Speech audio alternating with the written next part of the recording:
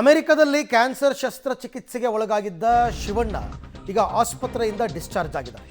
Cancer surgery ಬಳಿಕ ನಟ Shivraj Kumar discharge ಆಗಿದ್ದಾರೆ.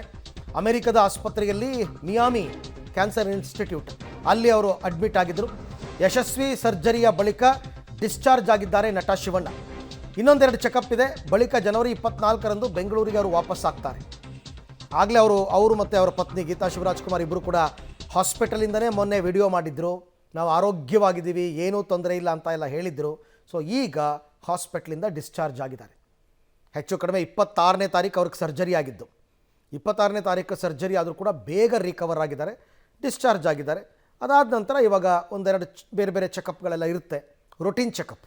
ಅದನ್ನು ಮುಗಿಸ್ಕೊಂಡು 24ಕ್ಕೆ ಅವರು ಇಂಡಿಯಾಗೆ ಅಲ್ಲಿಂದ ಹೊರಡುತ್ತಾರೆ. ಎಲ್ಲರಿಗೂ ಹೊಸ ವರ್ಷದ ಶುಭಾಶಯಗಳು.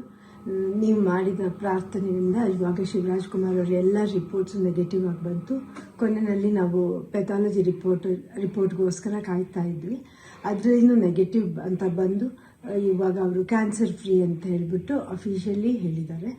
ಆದ್ದರಿಂದ ನಾನು ನಿಮ್ಮ ಪ್ರಾರ್ಥನೆಗಳಿಂದ, ನಿಮ್ಮಲ್ಲಿ ದೊಡ್ಡವರ ಆಶೀರ್ವಾದದಿಂದ ಇವತ್ತು ಶಿವರಾಜ್ ಕುಮಾರ್ ಅವರು ಇಷ್ಟು ಚೆನ್ನಾಗಿರೋಕ್ಕೆ ಸಾಧ್ಯ ಆಯಿತು. ನಾನು ಇದನ್ನು ನನ್ನ ಲೈಫಲ್ಲಿ ಯಾವತ್ತೂ ಮರೆಯೋದಿಲ್ಲ. ಹಾಯ್, ಎಲ್ರಿಗೂ ನಮಸ್ಕಾರ, ಹೊಸ ವರ್ಷದ ಶುಭಾಶಯ. ಸ್ವಲ್ಪ ಭಯ ಆಗುತ್ತೆ, ಯಾಕೆ ಮಾತಾಡ್ಬೇಕಾದ್ರೆ ಸ್ವಲ್ಪ ಎಮೋಷನ್ ಆಗ್ಬಿಡ್ತೀನಿ ಅಂತ. ಯಾಕಂದರೆ ಓಡ್ಬೇಕಾದ್ರೆ ಸ್ವಲ್ಪ ಎಮೋಷನ್ ಆಗಿದೆ. ಭಯ ಅನ್ನೋದು ಇದ್ದೇ ಇರುತ್ತೆ ಮನುಷ್ಯನಿಗೆ.